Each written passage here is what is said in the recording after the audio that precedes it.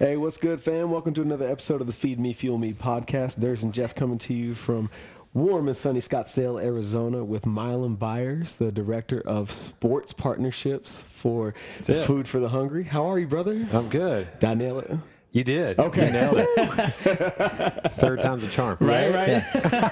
So much off the mic on preparation for that one, right? Practice makes perfect. That's me. That's a mouthful on the intro. You've got quite the history from music. You describe yourself as a creator, and you've been given the task of building out the striking out poverty campaign. Within your organization. And a mutual friend of ours, Kyle Mock. And we just want to dive into your story, man, because it sounds like everything that you have going on within Food for the Hungry is a passion point for you. Yeah. Based on all that you've seen around the world and your travels with music and stuff like that. And now that you're still tied to music, but out of music, this kind of allows you to pursue that mission as an extension of what you experienced in the music industry. Yeah, that's accurate. I'm really fortunate. When I introduce myself sometimes out and people ask, what do you do? And I tell them, like, man, my job's not like that. I wish I had a job that had that much purpose.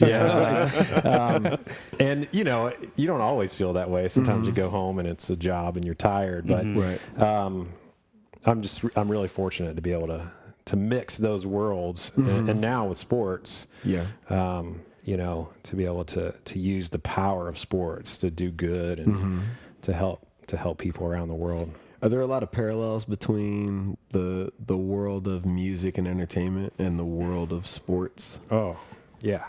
Lots. Yeah. Okay. I was just having this discussion earlier because a friend is passing through town. He's playing downtown tonight. He's on tour. Okay. And we had coffee before this. And he was asking me the same thing. It's like musicians are big fans of athletes and vice versa. Sure. Because it's like we come up in different worlds. We don't cross paths a lot, you know? And so we were discussing this, and like I think a lot of the things that can become, we're going to jump in the deep end early. Yeah. Nice. I love that. Quicker the better, man. Okay, so I'll keep going. I think the things that, like, our identity and who we think we are so based on outward performance in both of those areas. You asking those questions of like, am I good enough? What do people think of me? Sure. Even something as simple as, do they like me? Right. And it's like those kind of realities of, this performance, this like, I have to be someone, or I have to create this thing or this persona to be successful or whatever. So like with creative people like myself, like musicians and artists, it's always like you're always looking for that thing. Like, am I gonna write the next song or the next record that's gonna matter or that's gonna be cool enough or whatever. Yeah, sure. And athletes are, it's a lot more like based on discipline and like, in some cases, like the numbers don't lie. Like you're either good enough or you're not good enough. Right. In the arts, it's a little bit more, subjective. It's not quite as clear cut sometimes, but just that constant like battle. Yeah. Of like making sure that we're not defining ourselves by these things that could really control us and kind of cause us to be like something else. Yeah. I don't know. And then, like, sort of how you get out, because that's such an interesting perspective, because coming from, like, a creative zone, I heard somebody say it the other day, it's like, for a creator, it's like having a baby. Like, you're producing something that takes this time to deliver, like that 9 months. Yeah. And when you put it out there, it's like you're delivering your baby, but you're having the world judge it right when you put it out there. Yeah. So getting that feedback, it can be it can be helpful and it can be harmful at the same time. How do you deal with that pressure? Because that's a tough thing when you're a creator, because you put so much work into it and you want people to love it as much as you did. Man, I say all the time that I'm dating myself, but I'm so thankful that I didn't make records and play shows in the Instagram, YouTube, like Twitter universe. The year that we stopped touring was we just signed up for a MySpace page, so that just gives you like a little bit of yeah, okay. But that like it's more instant than it's ever been, right? Mm-hmm. Right. And anybody can have any opinion they want to put out there, right? And so, yeah, I think you really have to be. You have to insulate yourself from that criticism. All criticism, like you said, is not bad.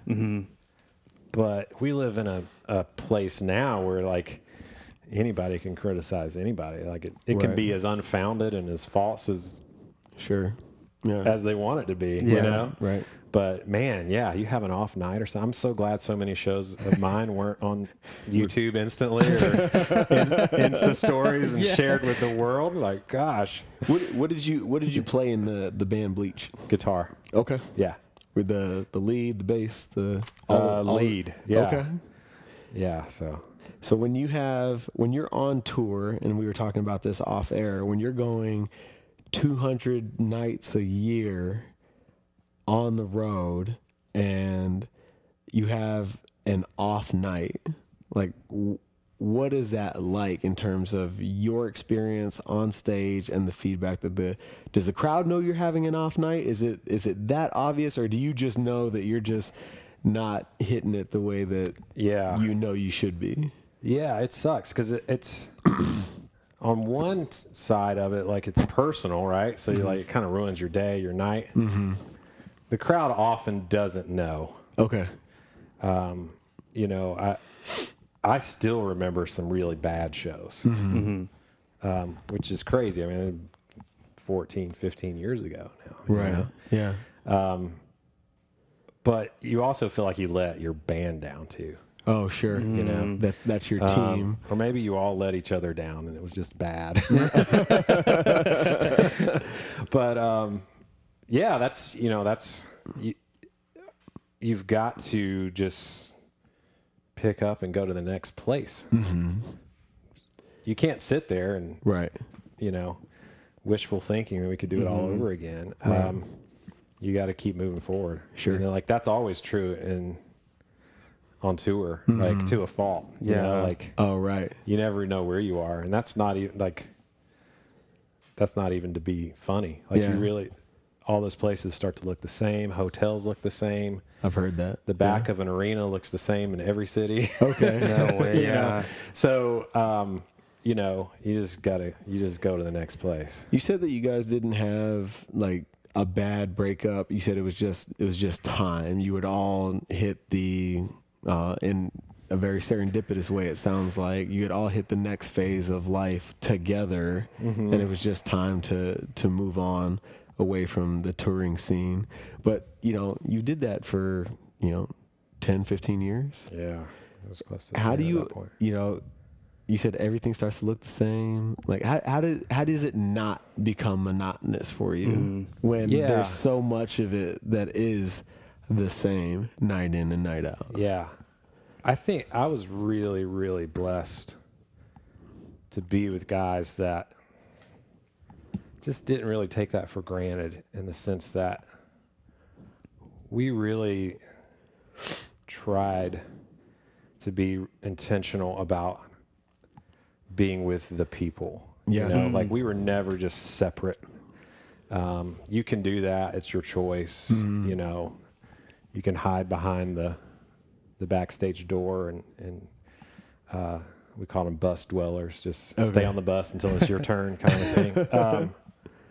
But that always, it keeps you really grounded, but also, you know, when you do it for year after year after year, you really kind of have a family out there too. Because I remember having those conversations like, oh, we're in Omaha tonight, so I know so-and-so is going to be here tonight. Like, and, you know, it's not like this false, like they know part of you for sure. But, you know, like they don't have my phone number and they're not calling me saying I'm out front, but you just know like they're going to be there. Yeah. And it's some familiarity and newness too. Like people are just fascinating. Yeah. You know, and just having the ability to see different cultures even within the U.S. Right. Yeah. You know, it's just it keeps it new and fresh. Sure. And it's honestly one of the things I missed the most when I got off the road. Okay. Was I was so used to seeing something new every day. Right. Did you experience that that sensation? Because coming from football, both Thursday and I played ball. Yeah. Where it's not like you really miss the game, but you miss the locker room situation, being around your buddies, having that camaraderie. Yeah. You know, does it happen that way? You know, coming from a band, because you're so close knit, and then having to separate, I have to imagine that's a tough deal. Either. Yeah. You know. Yeah. It's really weird. Definitely miss that camaraderie. Yeah. And just. And you know, now like we're still really close, like I said. Yeah. And my kids call them uncle, and you know, like our kids have kind of grown up together. Yeah. And so we try to maintain that, although, you know, it's a few times a year instead of like, oh, we're together all the time. Yeah. But I mean, the other side of music too, which I don't know. I'm sure there's a side of this to playing ball as well, is like I did miss the time on stage, but not because I wanted to be on stage, but there's something about music and letting it come out of you and having that extension. And that, you know, for me, it was the guitar. Yeah. I don't sing at all. I wish I could sing, because I feel like that's such an easier way to just like let out whatever needs to get out. But that comes through my fingers. And so, just really missing that. There's not a natural way to do that at home. Or, you know, when you get home, you start working a job and less time goes to those things. But when you're doing it for a living, you're paid to go do that. Yeah. Yeah. And so I would say to this day, that's what I miss. Sure. Really? You know, and I've had glimpses of it. You know, we've played other shows and gotten together, and it's like, oh, I remember what that feels like now. You know? Yeah. And there's another side of that too, of like seeing people come along with you. Sure. The crowd. Yeah. Right. On that journey and feel those things and hopefully, you know, take them to a place that is kind of transcends the moment or the room. When did you, like, what was the moment where you like offered a contract right off the bat? Like, how did you know that music was going to be your professional path? Because I feel like that's very, you know, we see it all the time in the aftermath of college ball. Guys try to just hang in there and figure out how they're going to play at the next level. Right. When the writing is on the wall, it's not going to happen. Everybody sees it but them, and yet they're still trying, and they ended up being the 40-year-old semi-pro guy. You know, right. Like, when did you know that Bleach was going to take off? I mean, you had Fall Out Boy open for you. Yeah. You know, like, well, I would say that probably when I didn't get off the road and have to go to another job or figure it out. Like the rent was paid. I could eat, you know, like, just kind of waiting for the next time it was time to leave home. So I think that was kind of like, oh wow, like I'm doing this. Yeah. And it wasn't, nobody was getting rich, you know, but it was like, no, I don't have to hustle and like figure all that stuff out. This isn't a hobby anymore. right. And then, you know, like with a record deal, like I was actually fortunate enough. I had toured for a few years before joining Bleach. They already had a record deal. Oh, okay. And then right when I came in, our label dropped us like a year later. That sounds like I was the reason they dropped us. But I don't think that's true. They haven't told me that. Okay. So we went kind of through that process again, and got signed again. And that was kind of another, even a few years into it, of paying my rent and paying my bills and feeling like, oh, this is what I do for a living. That moment of like, oh, this label is investing money in us. We're going to go do this. Right. And we did. So yeah, but then there's always the sense that you didn't make it. Really? Always. Really? Based on, like, you didn't have a top 40 hit on the Billboard. Right. No There's always Grammy, like, there's always somewhere up. uh-huh. And that's probably true everywhere, right? Sure. Yeah. I remember getting off the road and just feeling like we completely failed. Really? Yeah. Because I feel like even making it to that point is a huge success. I mean, you're not like at the dive bar down the road it's like anymore. the 1% almost Right. at that You point. know, like It never feels that way, though. But by percentage, like how many bands get to that point where you're touring and like doing all the cool shit that, you know, being part of a band is supposed to be, you know, like how many musicians get to experience that part of the deal? Mm-hmm. I mean, is it a very small amount? Yeah. Okay. I mean, now that I have some perspective, okay. But it's like when Nashville's a weird city because it's like what everybody does. Right. Yeah. And so, you know, I don't know. It's like there's always those guys that open for you. Yeah. And they're like, oh, look at them. Like they just took off. Right. That song just went crazy. And they weren't even good. You know, like, like we used to feel sorry for them because they weren't a good band yet. Mm-hmm. And now they're getting all this opportunity and they've just taken off, you know? And so there was always that feeling like, nah, we failed. Like even when it was over, like I had a conversation not long ago because there's a lot of distance between that life and my life now. And so it came out and somebody was like, wait, you were in that band? And I'm like, yeah, what? And like, they were mad because I never said anything. And I'm like, I just assume nobody's ever heard our music. Nobody's ever heard that name that you don't remember. Mm-hmm. Like, why would I don't lead with that. Yeah. Like, why would I bring that up? Right. It's funny to me right now that we're talking about it. But I just assume like, oh yeah, I've never heard of us. Mm-hmm. But over and over, like in all these little facets of life, it kind of comes back up. Yeah. Mm-hmm. It was like, you know, I was 12 years old. I think I saw you at this place with this other band. That's like, nuts. Yeah, that's probably it. That was right. Wow. I was there. That's nuts. You know, but you see a lot of people who have that high performing mentality, whether it's athletics, musicians. It's like, as you're going through it from the outside looking in, people's perspectives like they must be living the most amazing life, and to you it's just a day-to-day thing. Like this is just normal life, and it's always trying to reach for the next highest level. No matter how good you think you are, where people perceive you, you always feel like I got more, I have more, I have more, and it just continues to go throughout your life. But that's how you continue to grow, because otherwise, if you stagnate, you know. Yeah. And it's interesting because you hear it from top athletes in the world, your musicians. It's just interesting how that perspective just plays out in every facet of life of people that want to continue to grow, especially in our circle of people. Like you and I met through Kyle Mock. And speaking to him, I'm looking at like, dude, you're doing amazing things. And to him, he's just like, yeah, but I'm just at the beginning. Like, whoa, your beginning is pretty incredible in the scope of what everybody else is doing. You know? So it's just an interesting mindset, I think it's cool to see that. I feel like it's easier to see in other people than yourself. Yeah. Sure. We discuss, one of the tenets of fulfillment and success and happiness that is a reoccurring theme in these conversations is the theme of identity.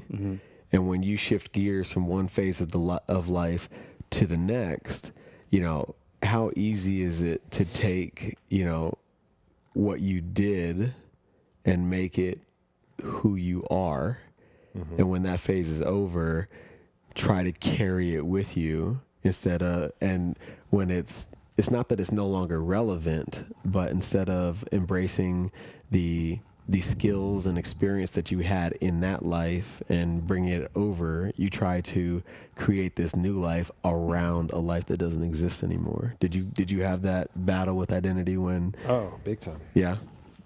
That was huge. Our singer, who's probably been my closest friend for 20 years, we used to laugh about like the jobs we had right after that.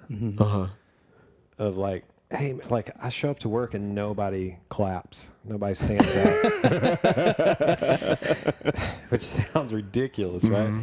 But we just got out of this lifestyle where like people were just glad you were there. Like you pull up to the venue, people wanted to help you unload.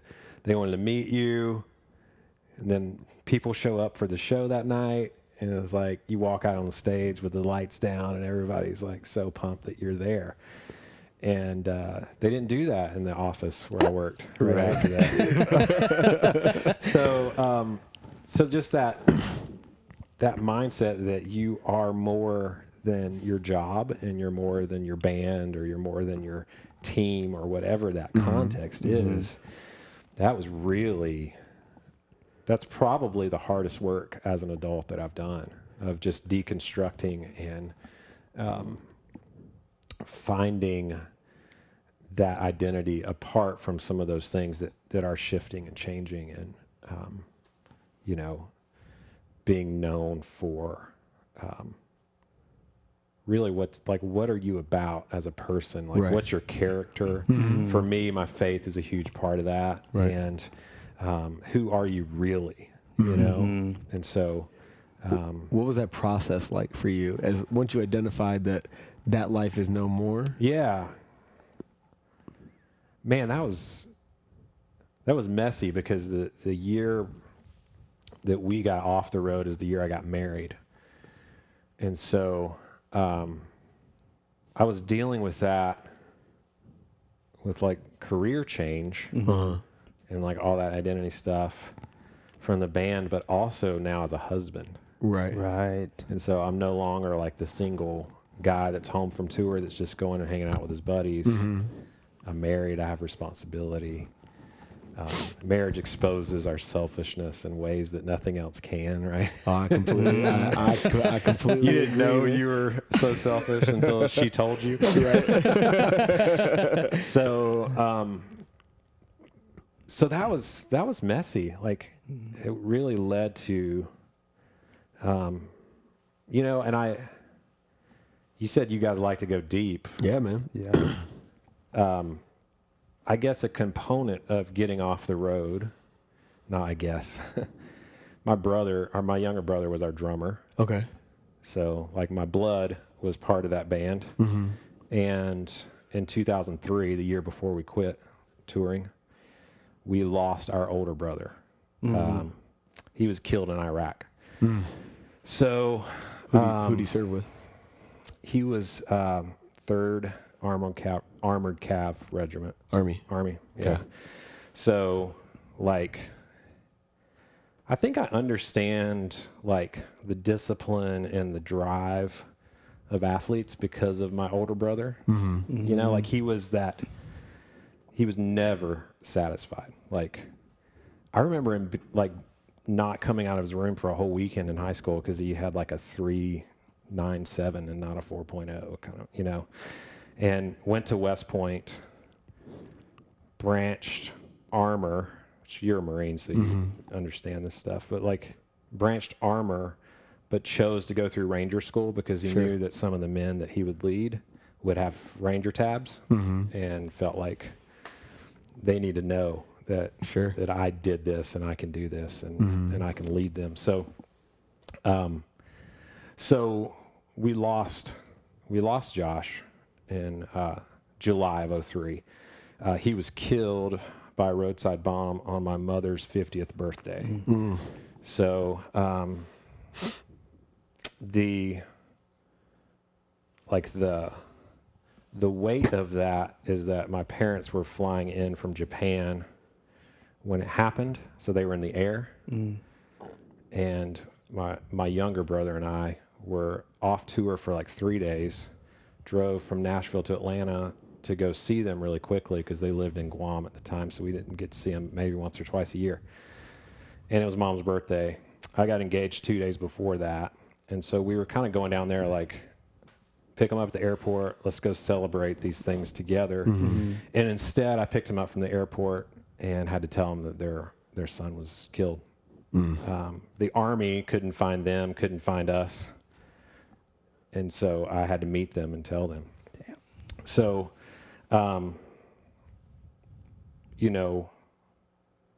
part of my identity at that point, because there was a lot written about it, music publications picked it up because 2003 was when we started the war in Iraq, and it's all anybody was talking about at that time politically and everything. And so it was a big story that my brother and I had lost our brother in the war. And our generation, I think, was just coming to terms that we're a war generation. Like, we're going to know people that get killed. We're going to know people that suffer effects of this war.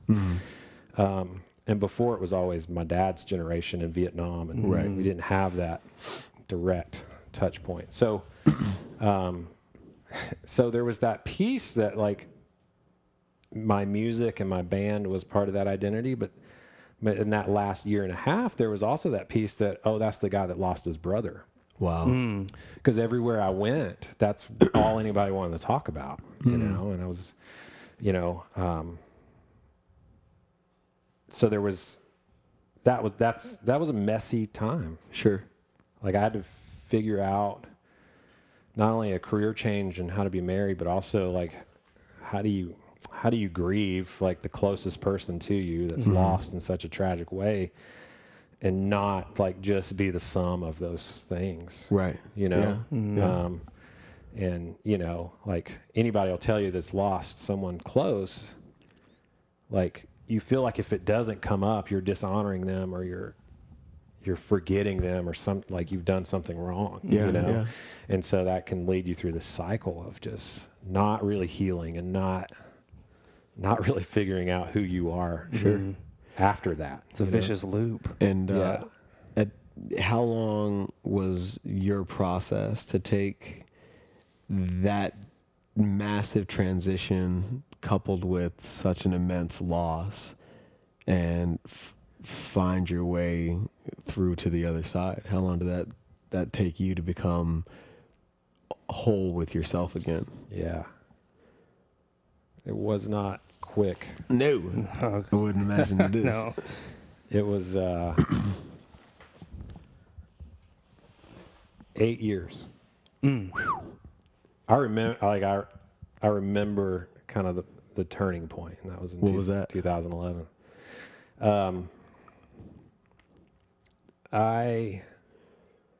My mom had been telling me for a couple years that I should sit down with a counselor. And, like, there were people in my life that had far more, like, visible wounds from our loss. And it was kind of like, no, I'm good. Like, I have a very functional life. Like, I got a family. I got a job. I'm holding it down. Like, you know, everything's good. Right. And I remember saying something to my wife, and she's like, yeah, she's right. I think that'd be really good for you. And after a while, it's like, man, like, they're probably right. Yeah. And what's it going to hurt? Like, Sure. This counselor's not going to get anything out of me anyway. Yeah. So the first time I sat down with a counselor, the VA provides that for families, and I just never taken advantage of it. And so there was a level of comfort there, being in that military world and knowing that who you were talking to was going to get it. Like, you know, like, you're helping guys recover and return home, and families like ours. So, like, it comes with a lot of freedom of, like, I can talk about this honestly and raw, you know? And so I did, and he started uncovering that first meeting. It blew my mind because he started asking these questions, and he asked me, he goes, can you tell me the last time you wrote a song? Like, you were creative, something came out of you, and you wrote a song. And I started thinking about it, and I told him, and he goes, would it surprise you if I told you that, like, when Josh died, like, your brain shut down? You haven't written a song since your brother was killed. And I never put those two things together. Wow. Never. Like, sounds so obvious. But we made a record the summer he was killed, it was done. We got the mastered copy like the week he died. And the following year we stopped. Mm-hmm. So there was never anybody in the studio or in pre-production looking at me going, where's your songs at? Like you always write half the songs of the record. Like, where's your contribution? Yeah. And so you just keep moving. Sure. Life keeps happening. Right. Mm-hmm. My life's different now. That's not what I do. Mm-hmm. I've moved on. And so that blew my mind. I remember getting in the car and just thinking, like, how did I not know that, he explained how trauma works and how the left and the right brain and how you put up that wall to protect yourself. Mm-hmm. And the narrative, the story side of your brain, which is what allows us to create and write music and do things and give context, gets shut down, and it's just the facts, man. Yeah. It's like, I'm sitting with you right now. It's so-and-so in the afternoon. We're in this location. And so he said, my goal before this is all done is I want you to write a song. And I just thought that was ridiculous. Yeah. Like, no, I'm not going to do that. And my only excuse was that nobody wants to hear that song. Like, that's a terrible song. Because he wanted me to write about that. Sure. Like, my trauma happened in how I heard it and the fact that I had to deliver that news myself. Mm-hmm. So he was like, that's what you need to write about. Sure. It's exactly what you need to do. And I remember telling my wife that night, like I don't know if I'm going to go back because there's no way that's ever going to happen. Mm-hmm. And so I did go back, and he was explaining to me, I don't know if you guys have ever heard of EMDR. Mm-hmm. It's I wish I could remember what those letters mean. It's not electromagnetic. Look it up. EMDR. It's a form of therapy that's been really effective with post-traumatic stress. Let me try. But it sends impulses on the left and the right side of you. And so it's doing that as a therapist, as a counselor, is helping you reprocess through your trauma. Okay. Mm-hmm.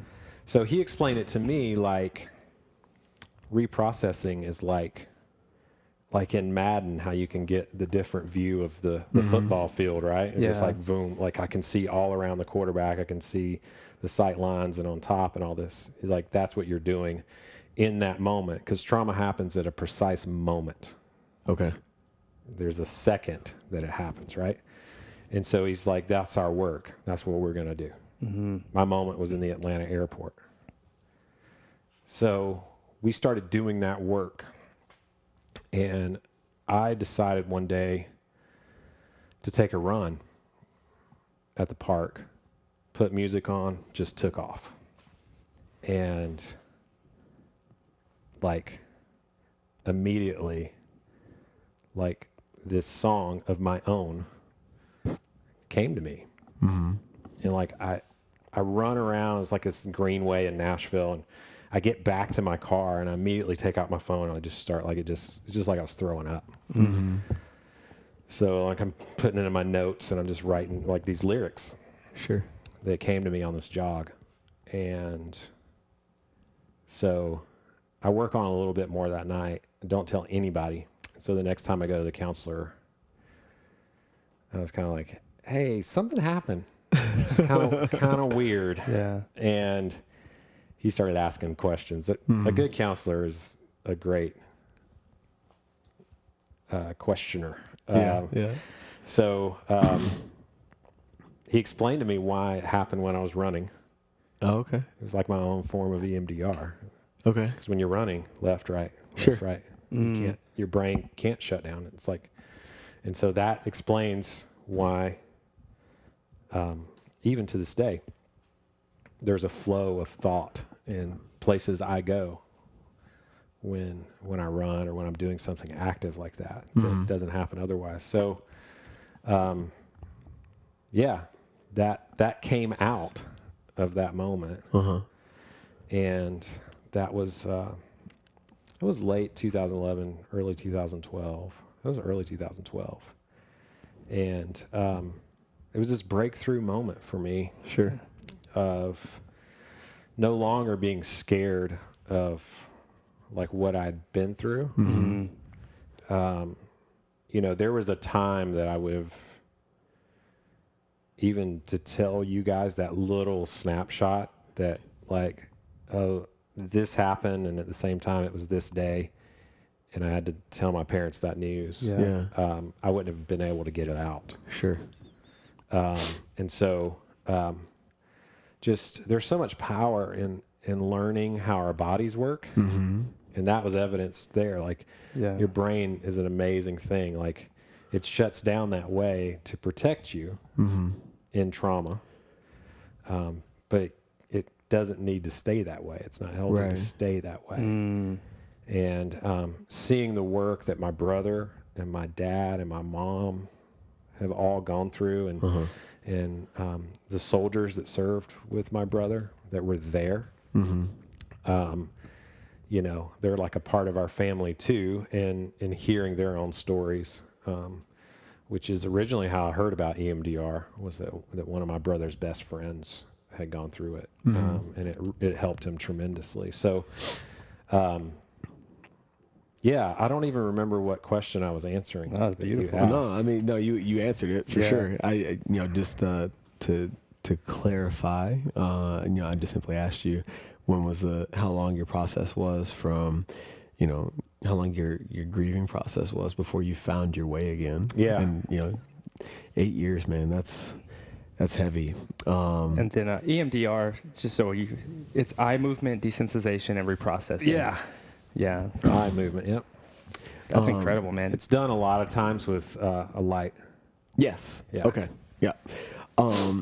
You know, it's interesting that happens on such a subconscious level that you're not conscious that 8 years later it's still it's still. Oh yeah. Like now it's defining you by what you're, you know, what you think you're consciously choosing to do. You're really not in control of it all. Right.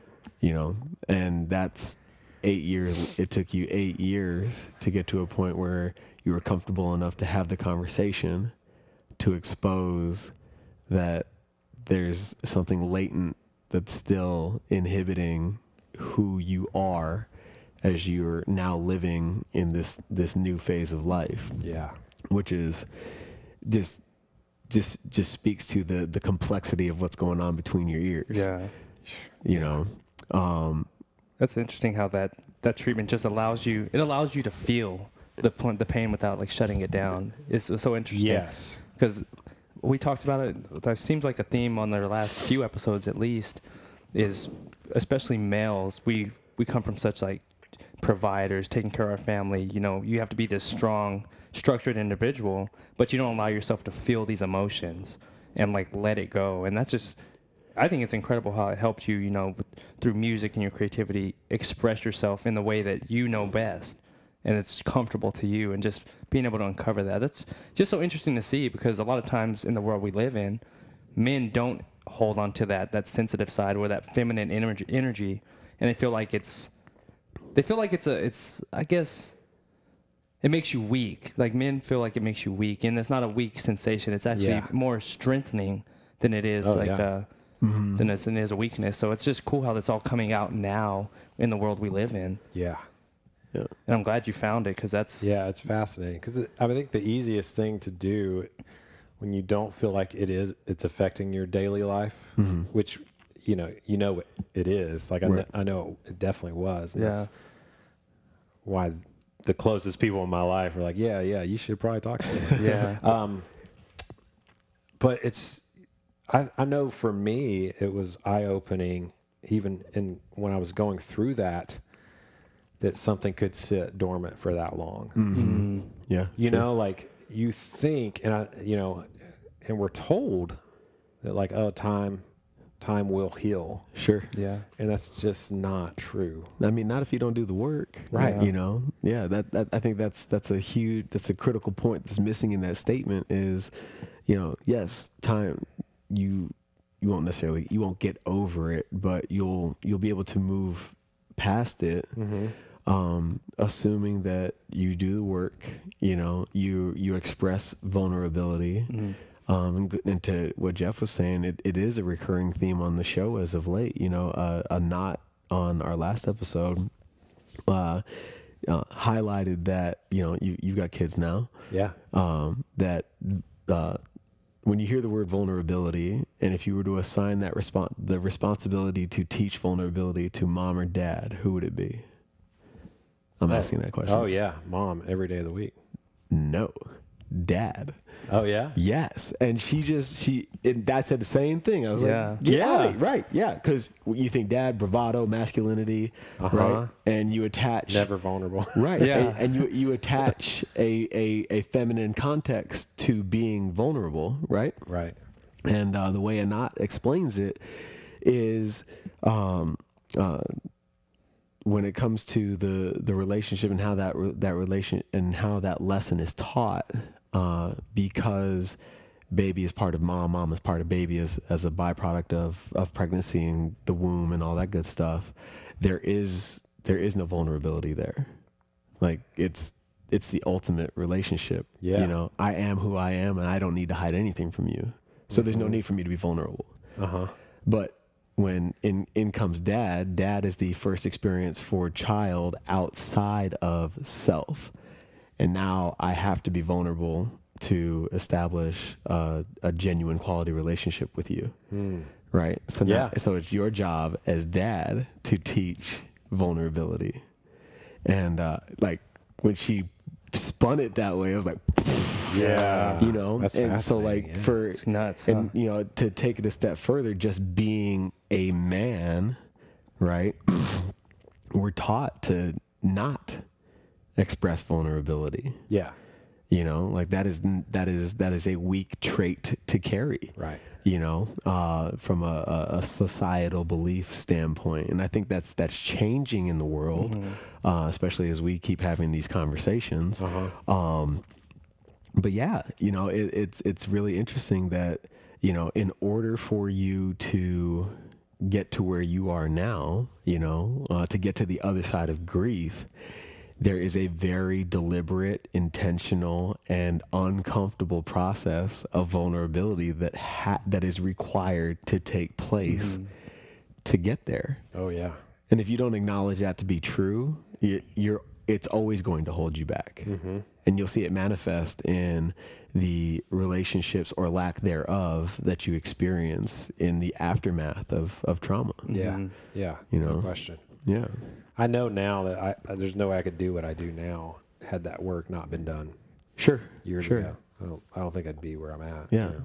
And I think that's the perfect segue, because now you're out here changing the world on such a massive level. You know, where did your relationship with Food for the Hungry and then the striking out poverty movement come from? Yeah.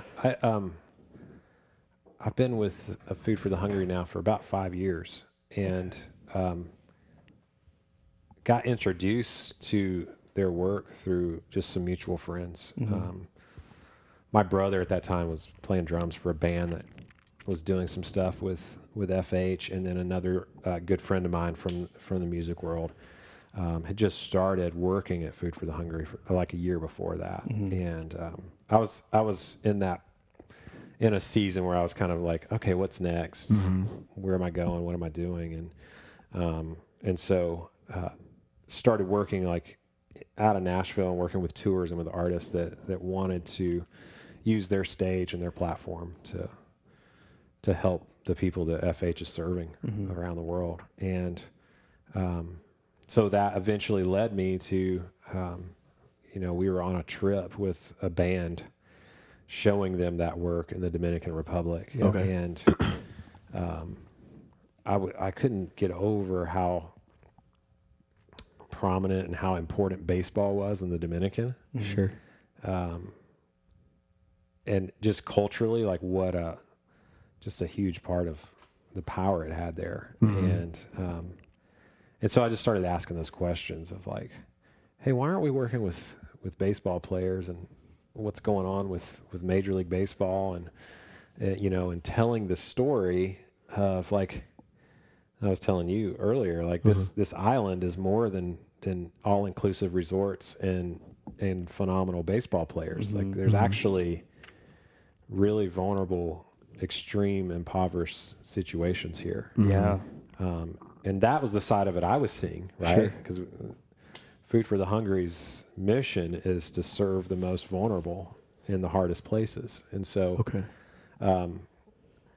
wherever we're working in the context that we're working, we're seeking out the people that no one else is helping, and are in really vulnerable situations due to a number of circumstances. But so I was exposed to that part of the Dominican and saying, hey, we need to connect these worlds, because I'm seeing it, with artists and in the music space of like the power of them using that platform to invite their audience into something and to be part of something that does change the world, that impacts real people.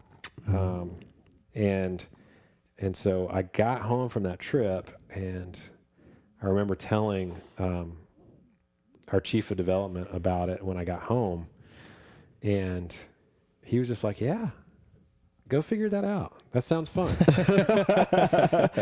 Go be creative. Yeah. Right. And so I was able to take that job and just create something that didn't already exist, and create something that in a space, like in professional sports, there's a lot of like amazing and great community work that's done through professional sports teams, and so I found myself being the only one in the room talking about international development and extreme poverty. Yeah. And I still face that, like, whether it be an athlete or a team or whatever, meeting with them, like, okay, so do you do anything domestically? And we don't. So it's shining a light on like some of these really needy and vulnerable places and situations that we are serving, and saying, hey, like, keep doing that good work in your city, in that place where you're from. But I think there's room to care about the world too. Very much in a a global culture now. Like, we're exposed to things that even a few years ago we wouldn't know, but now we know about it immediately. Right. When a disaster strikes, when a genocide happens, and these sad circumstances, and we don't have to stand by and be helpless. Like, we can actually do something. And so, just taking that message into sports, and eventually created my own job, and now I'm director of sports partnerships, which that's beautiful. Yeah, it didn't exist before this. Yeah. So it's been a trip, and some amazing doors have been opened and continue to be, because I think it's really powerful, and athletes are seeing it too firsthand. Sure. That they can have a global impact. Yeah. And that what may start out as like, oh yeah, I want to help my brand. It's like a huge conversation now. Everybody wants to build their brand, and I'm fine with helping people build their brand, because what I really care about in the end is helping those people that we serve. Sure. Yeah. Sure. And that's why I do what I do. That's why I wake up in the morning. So how does that conversation go for? How do you create these relationships with athletes? Do you find that most athletes you come into contact with are looking for an outlet to serve? Or is this a conversation where you're creating awareness that they may have not had yet? Yeah. Or is it 50-50? Yeah.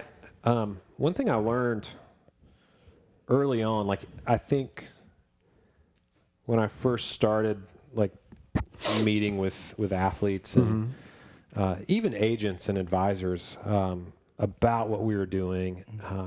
You know, there's always that phase. I'm sure you guys know it too. Like where it's still just like this concept and this idea. Yeah. It's like not something that you can feel and touch and like. Right. And so, you know, those early stages are hard because like you got to take every meeting possible. Like if you're willing to listen to me, like I'm going to sit down with you. Sure.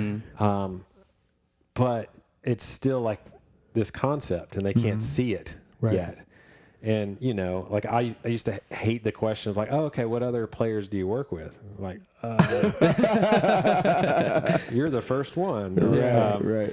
They don't all want to be the first one, right? So, but now we're in a very different stage where people know what we're doing before I meet them. Sure.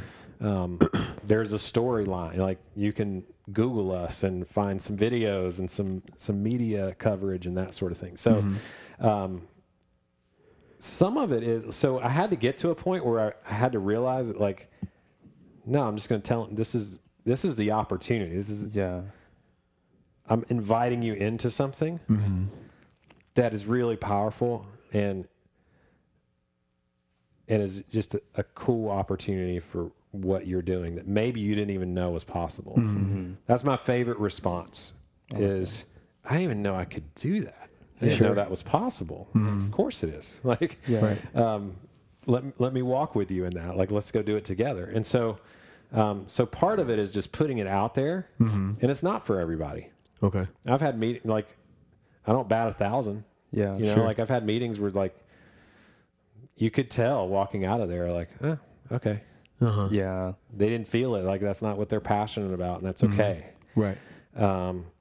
But I want to find those people, and I want to work with those people that are all in and are there, you know, right. That like, oh, I didn't know I could do that. Like, how can I do that? And so part of my job is communicating the need, educating them on, the power of clean water, the power of health and nutrition in these situations, and the power of empowering leaders to be part of their own solution and part of their own community's development. And these things that we just don't often think about, and the power of making an impact that doesn't just last for today, but can go on for generations and generations. And so, yeah, it's always both of those things. Yeah. Okay.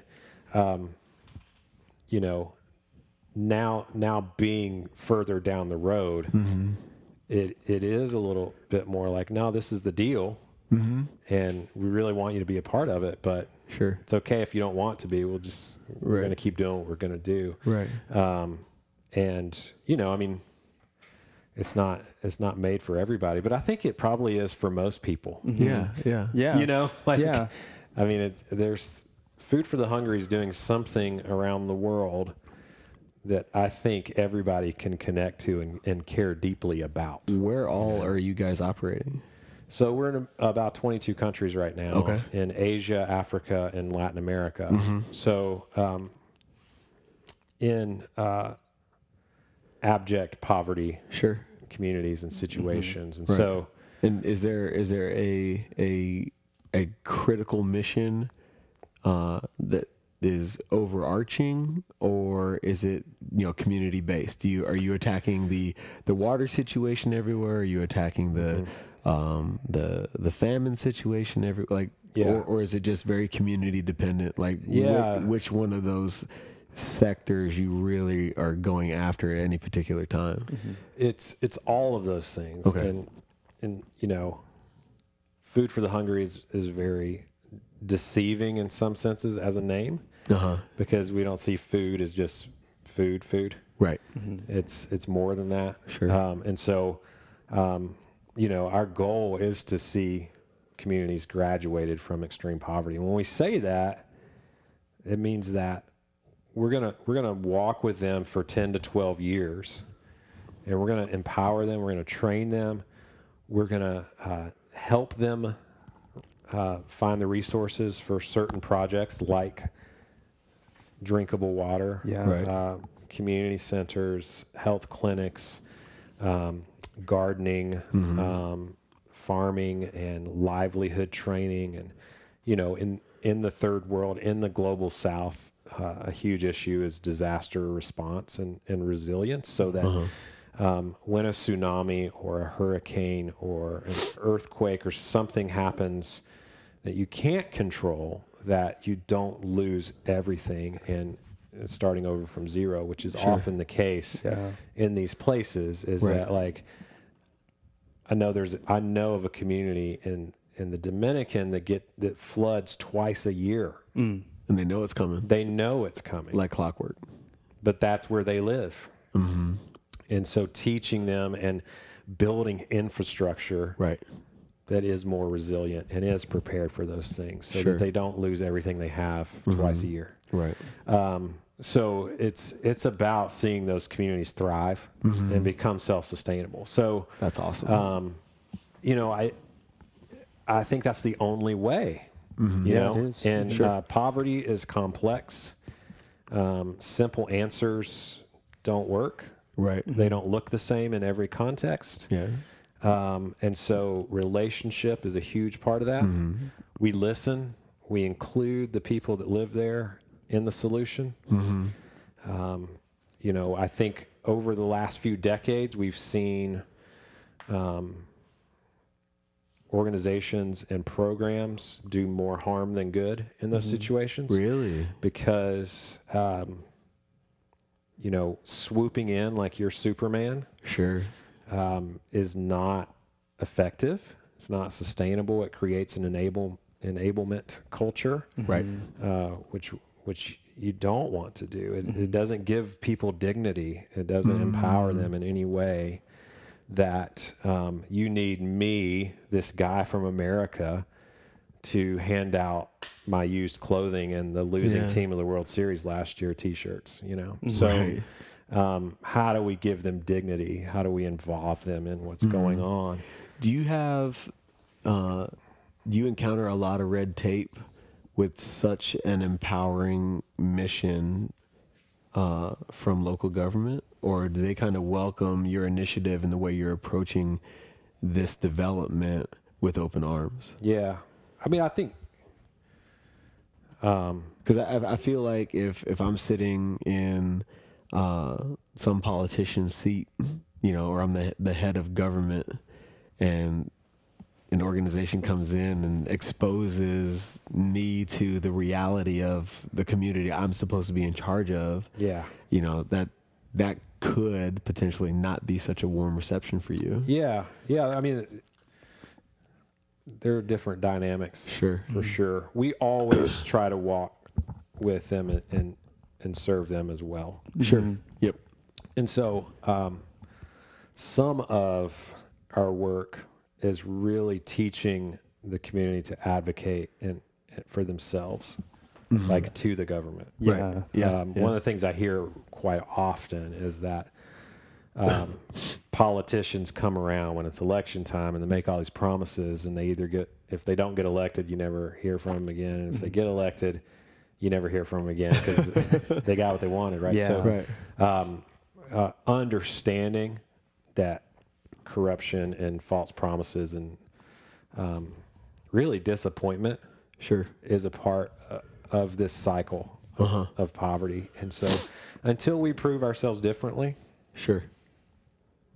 we're coming from the same place as far as they're concerned. And so that's why I say these things take time. You know, I think as Americans, we just want to come in and like, oh yeah, let's build that clean water project next week. You know, and even some of the athletes that I take to see our work can be more like, oh man, let's get going. Like, are we going to work today? Like, no, we're not, because this is their community. They're fully capable of doing this. They don't need us to come do something they can do. And it's actually defeating the purpose. Actually, like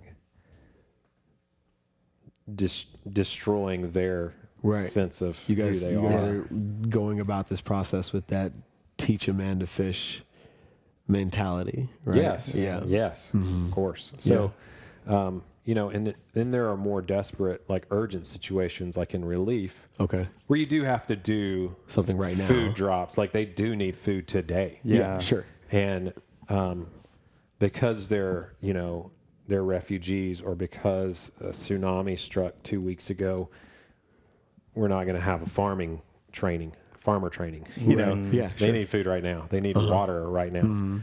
They need a place to sleep right now. And so, you know, there's different stages for sure. And we do both. Sure. You know, a lot of the times the communities that we are doing this long-term development with started in a disaster situation. Okay. And we just didn't leave. Well, I love the fact that you guys are cultivating this, you know, decade plus long relationship to, you know, really see the process through to the end. Yeah. You know, to create a self-sufficient society.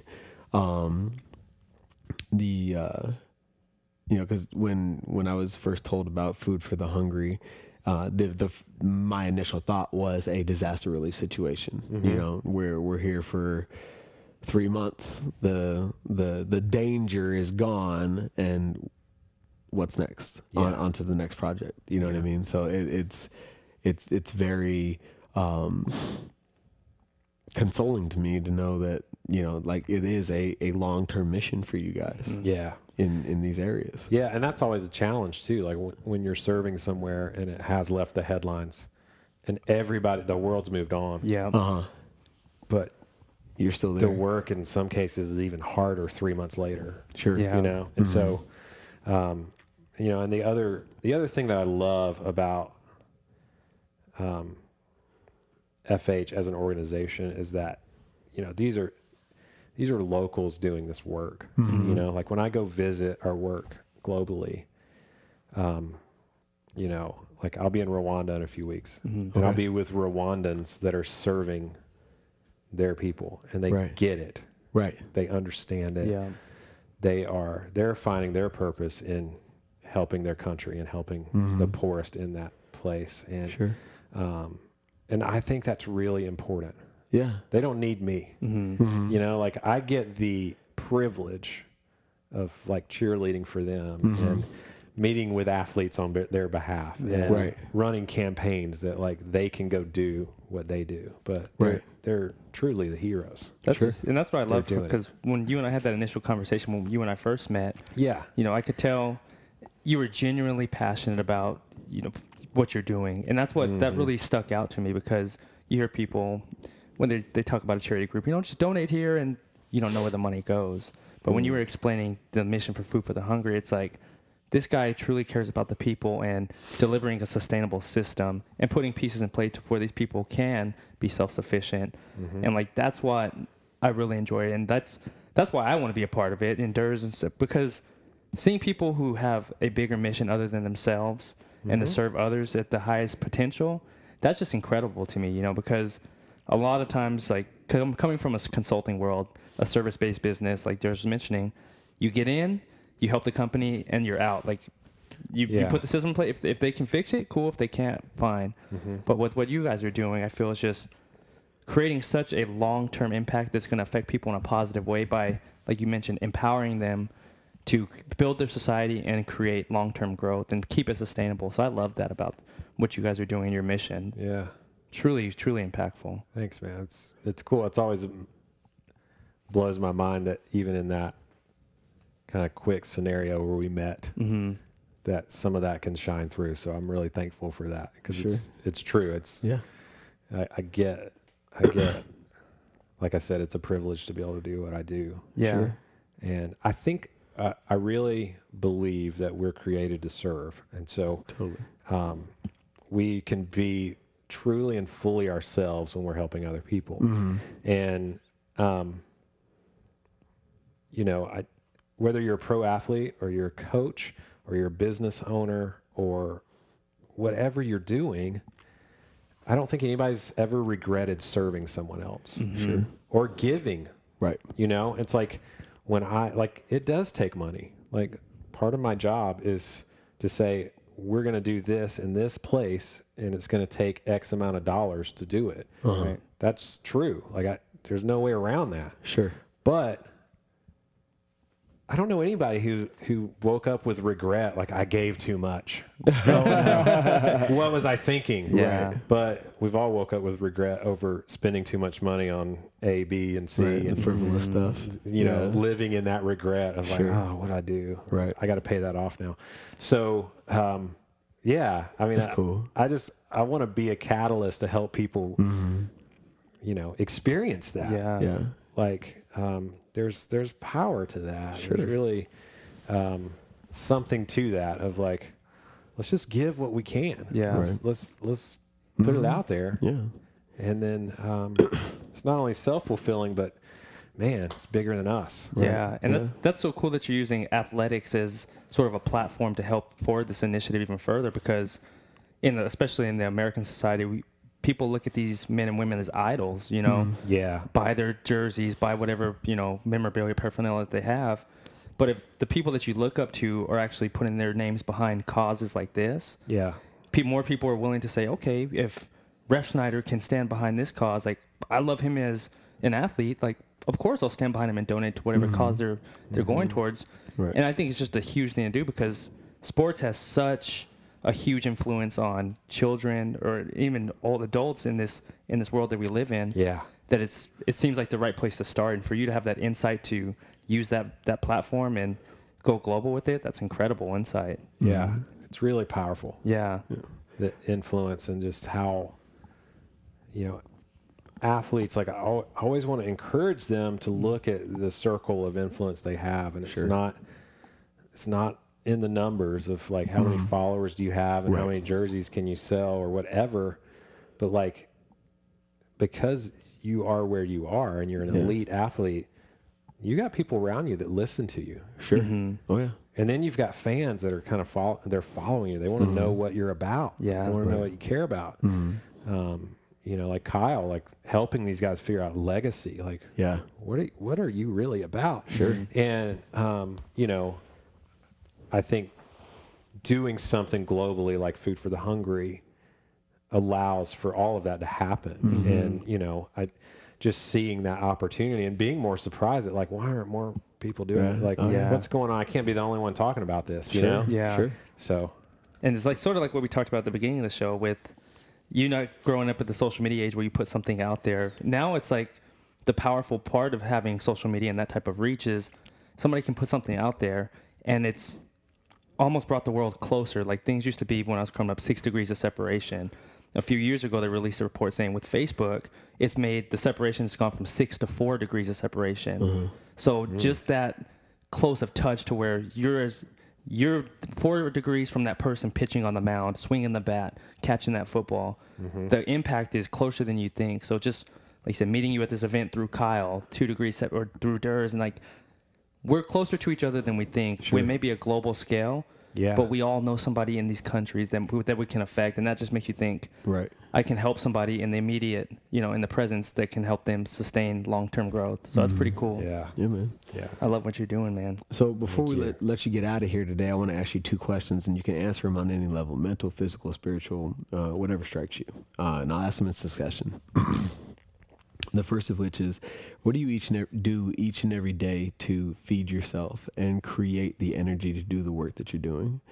And the follow-on to that is, what do you do each and every day to fuel yourself so that that energy is sustainable over the long term as you guys start creating these 10, 12-year relationships in these initiatives? Yeah. What I do to feed myself is I dedicate time to meditation and Bible reading. It centers me. Something that's a lot bigger than me. Starts my day with a perspective. Sure. It's not all about me. And my fuel is really similar, but I think I would say the fuel is relationships. Okay. So building relationships that are not built on I need something from you or you need something from me, but building relationships that are sustainable long term, like the work that we care so much about, but they really matter. Sure. Substance is important, and being open is important. Yeah. And that vulnerability, like we were talking about earlier, and so that's a fuel that doesn't run out. You know, Right. Like, oh, sure. We could all find a way to build some massive social media platform, probably. But that's going to run out. It's going to go away. But a real relationship, trust, serving, those things, they don't. That's a fuel that lasts. For sure. Love that. And where can everybody in this community go follow you and support you with everything you have going, either personally and professionally, for Food for the Hungry and yourself? Yeah, I mean, it's pretty easy to find. Food for the Hungry is at fh.org. And, you know, we have social media channels for Food for the Hungry. Striking Out Poverty is our baseball campaign. You can find us on Instagram and Twitter. And then just my name, Milam Byers. Okay. Everywhere else. But yeah, thank you guys. Thank you. Appreciate it. And appreciate the gear too. Dude, Striking out. yeah, much appreciated. Yeah, you're welcome. We're gonna rock it diligently and get you some more social following via our platforms. Yeah. For everybody out there in Feed Me Fuel Me Land, make sure you check out everything the Milam has going on. Food for the Hungry, Striking Out Poverty, and you know, if you've got the resources or the network that would like to take advantage of helping serve through these platforms, by all means, use Milam as a conduit to make that happen. And really appreciate you making the time for us, man. Brother. Yeah. Really, really appreciate your vulnerability and sharing your journey to the mission that you have now. And for everybody out there in Feed Me Fuel Me Land, until next time, feed me, fuel me.